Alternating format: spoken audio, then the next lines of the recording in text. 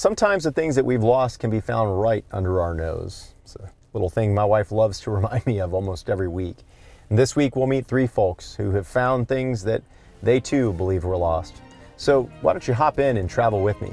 My name is JB Salceda, and this is Texas Country Reporter.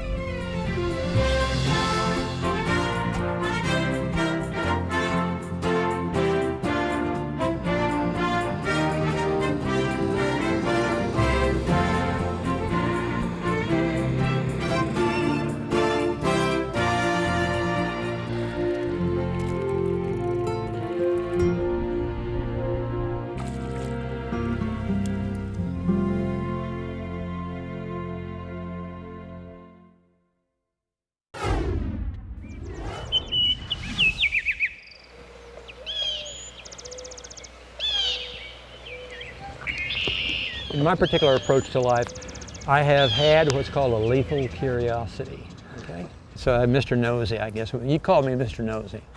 What Eugene Fernandez calls nosy, we call fascinating. We featured this local history correspondent on TCR just a few years back when his TV segments inspired us with his energy and lethal curiosity. Somebody told me that I looked like I just stepped off of a riverboat. Well, I did. Tens of thousands of wild creatures. There's one figure that is so-called the father of baseball. Well, he's piqued our interest once again and invited us to a hidden place he said we just have to see to understand. So, is this a tropical jungle or what? In South Texas? Feels like another planet. I mean, it's incredible. That's where that stand of all of those cypresses strings out. For a half mile, there are 42 of them down there. You're going to see them as we go. Let's go take a look. Let's do it. I'll follow you. Okay.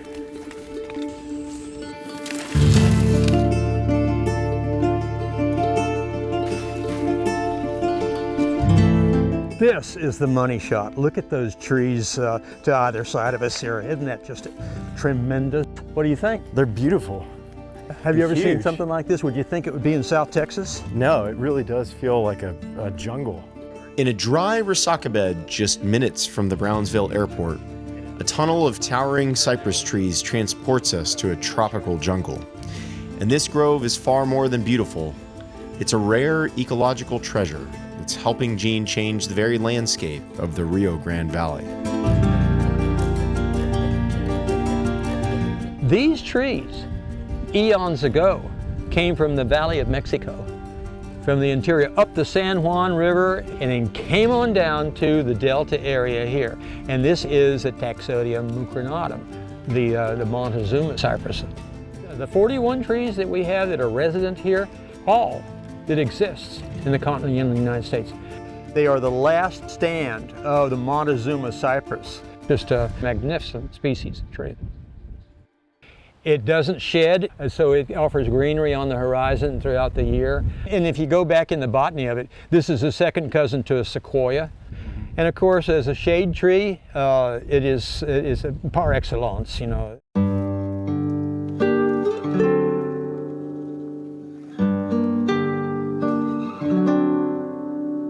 This is the only remaining natural grove of Montezuma cypress in the continental United States. Records indicate that the RGV used to be covered with them. Gene estimates more than 10,000 were harvested or lost as the area was settled. You know, a tree is one of the most comforting items on the landscape.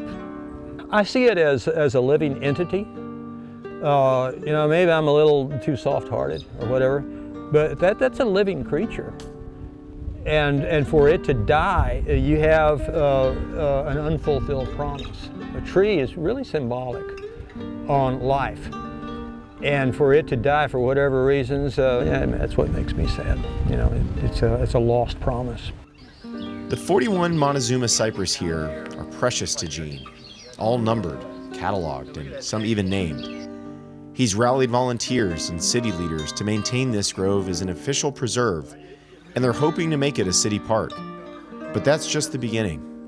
From this very spot, they're helping Mother Nature regrow what she lost. Now that right there is the gold that we harvest for our sapling germination. And that's what we plant. And how many have you been able to grow? 400. 400. Right of course, the plan is to take those trees, and I've already disseminated about 150 of them throughout the area to replant them, reforestate the Resacas. Wow. Thanks to the efforts of Gene, his fellow volunteers, new Montezuma cypress are already taking root throughout the valley. You'll find them near water, at parks, preserves, or roadside green spaces. And you might even find Gene, the man who went from studying history to leaving his mark on it.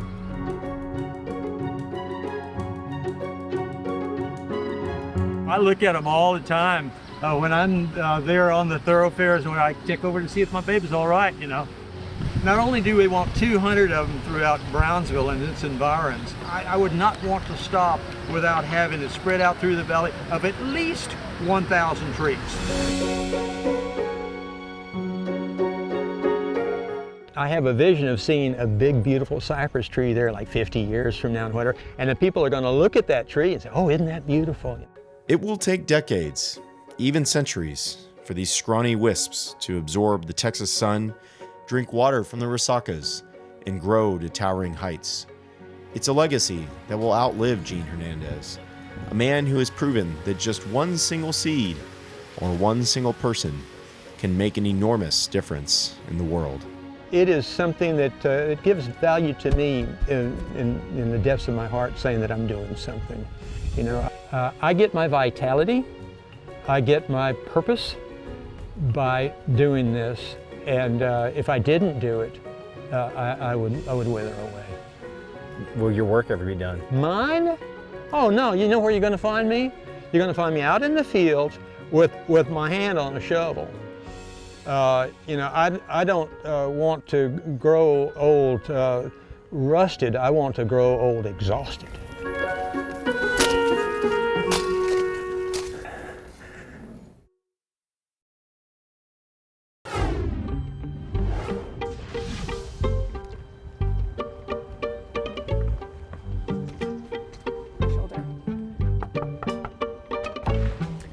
Hi, Nancy, I'm Bonnie. You Bonnie? Yeah, I brought this for you. Perfect. So this is Yeti. It can happen in the most idyllic of neighborhoods, just like this one in Dallas. Someone goes missing. That's what he looks like. Beautiful boy. An unsolvable mystery with no ransom notes or red strings on a bulletin board. Hey, baby. Just a quiet disappearance. But thankfully, Detective Bonnie Hale is on the case, and she's made it her mission to restore peace to people and their lost pets. Pet Detective is not as funny as it seems from the movie that everybody has seen and continues to tease me about.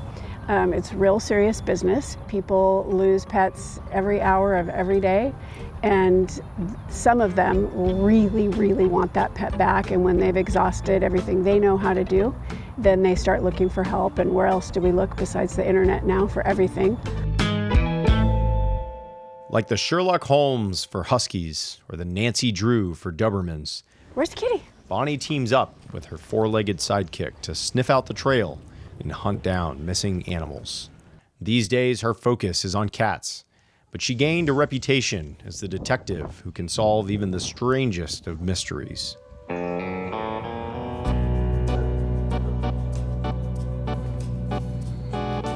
We did do a search for a giant tortoise that was half the size of a Volkswagen. We searched for an aardvark. They're the cutest things, the little anteaters. We are called to search for parrots that people absolutely fall in love with. So how does it work? Mostly my dogs work air scent, which is, we're sitting here and the wind is, blowing this way. My scent is all going down there. If there was a search dog trained to look for me, he could hit that scent from a far distance down there. But man, some of these cats get into some crazy little places. They get up into engine compartments of cars, up inside of chimneys. We found a cat. Tango's alert is to lay down. So I see the behavior on Tango long before the alert. And I'll say, I'll start seeing the tail go a little bit. I'll hear some little sounds in her throat, little vocalizations that she makes. She'll just have her ears set a different way. And I'll say to my client, I think she's in odor, which means I think your cat's nearby. It's kind of a little heads up.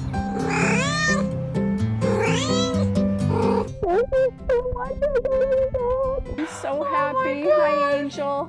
Welcome home. Oh, you've been gone a long time. Whether they've slipped into a neighbor's garage or took off down the mean streets of the city, Bonnie says there's nothing like the moment when the puzzle is solved and pet and owner are reunited again. Because for her, it's not about the size of the animal, but the closure she brings to each and every one of her clients. I'm ecstatic. I feel like I'm gonna cry.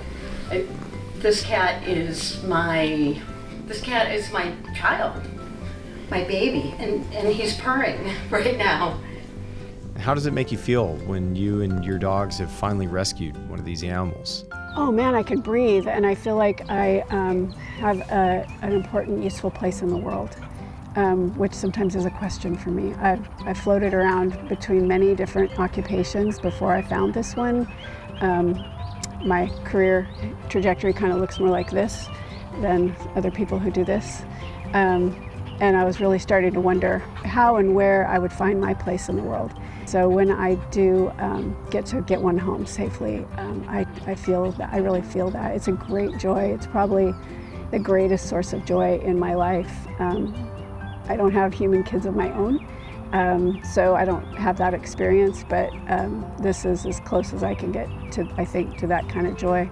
Buddy, thank you so much. I'm so happy.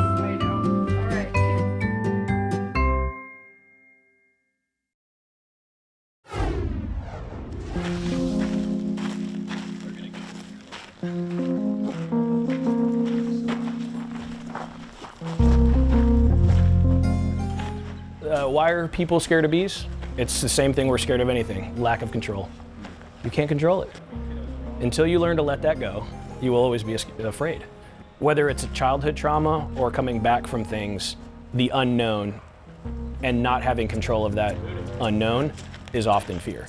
So when we can overcome that through, again, going back to the basics, right? Trusting yourself, your gear, and your buddies, following a process, finding success and building confidence, now you've learned through this experience and the fear starts to go down. All right, guys, today we've got that 8-frame box that we worked in a couple of weeks ago that was pretty full. To most, the humming of bees in the backyard isn't exactly a peaceful lullaby. But in Houston, Marine veteran Steve Jimenez finds comfort in the chaos as he heads into the swarm. Like many veterans, Steve found that even after facing countless dangers while in service, nothing felt more overwhelming than life beyond the battlefield. The fear of the unknown kept him hidden from the world after his retirement.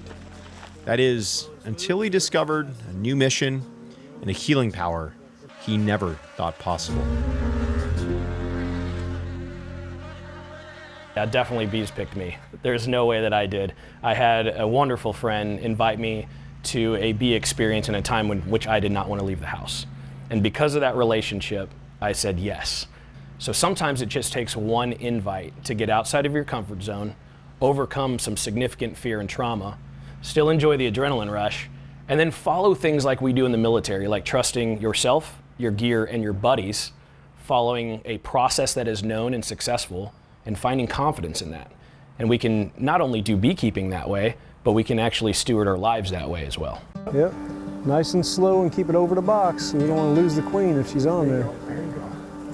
Steve discovered a renewed sense of purpose through beekeeping at a time when he felt lost and without direction.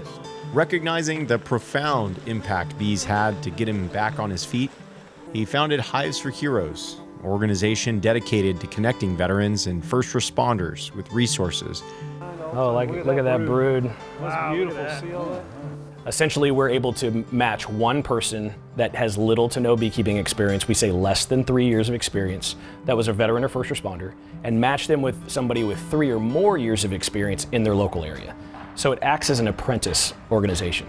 And then we open up the doors, the floodgates for them on resources and events throughout the United States. With each jar of honey sold through Hives for Heroes, a portion of the proceeds goes directly to supporting veterans and first responders in need. Inspired by the gifts of nature, they feel a deep commitment to giving back to others in their community in a delicious way. The honey is the real champion today, so talk to me a little bit about what we've got. Yeah, this is amazing. So as a byproduct of all the hard work and effort that not only the bees do, but also the veterans and first responders all over the country do, we have a variety of Heroes honey. And Heroes honey is pure, raw, American honey.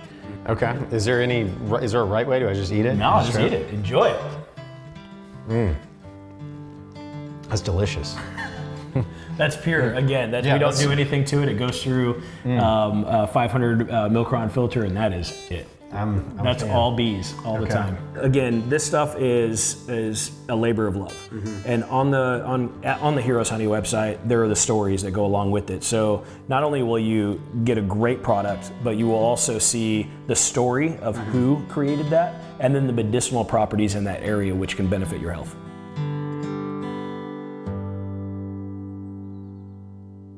What began in 2018 as a small venture with a few friends quickly blossomed into a national initiative, uniting nearly 5,000 service men and women. Together, Steve and other beekeepers, such as Troy Yard, are able to continue serving their communities long after their official duties have come to an end. The beautiful thing about those bees is that they know what their duty is. And one of those duties is to be the guard bee, right? And they're guard bees to guard their hive or the colony, right? To protect their colony and to protect the resources, just like the soldiers. When we go off and we protect our country, our homeland, if you will. And those guard bees, if they come across the enemy, they may die. They take the risk of dying because as soon as they sting you, they pull their stinger out, and they've actually pulled their innards out. They've given their lives to protect this colony of bees, to get the enemy away, if you will. And just like us soldiers, when we go overseas, we take that risk of giving our lives and protecting our home. Long before Troy's time in the military, he battled his own issues with drug and alcohol abuse. His addictions cost him 2 marriages and a relationship with his son. It was at rock bottom that Troy turned to the military for a sense of direction and purpose in life.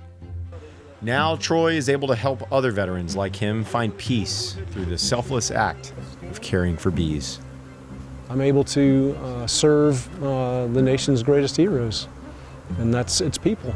So what greater honor than to serve them and to help them in any way that I can, even if it's just getting them on an email program or getting them to learn more about bees. Troy's story is only one of thousands that speak to the success of Hives for Heroes. With each colony established, Steve and the leaders across the nation know they're not only saving the bees, but they're saving the lives of veterans like Mike Bussman. Come on, buddy. Come on, Mr. Mike. Oh, come on, bring it in. I lost a sense of purpose when I left the military.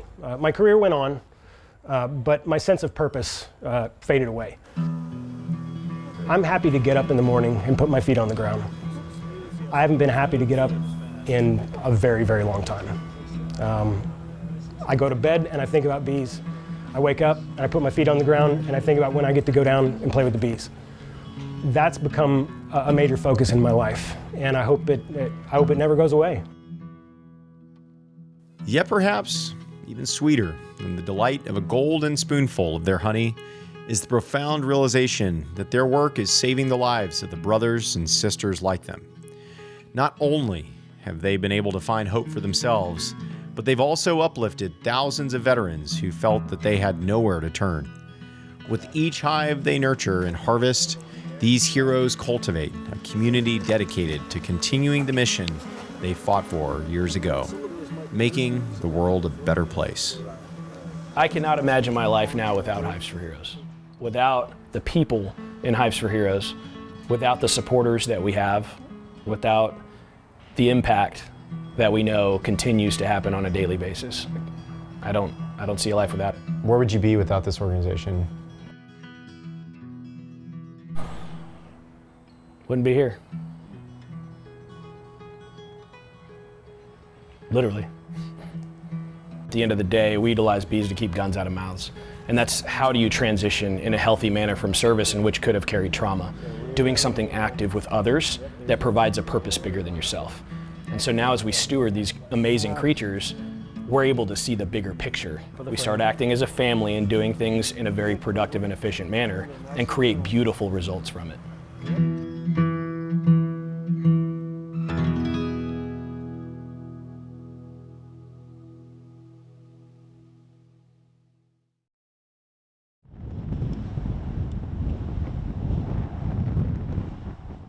For all the fear that people have of them, I've always felt that bees get a pretty bad rap.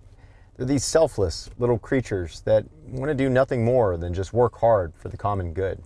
We can learn a lot from the way that they operate. But I look forward to next week, and I hope you'll hop in and travel with me as we continue on this journey on the back roads of Texas. My name is JB Sauceda, and this is Texas Country Reporter.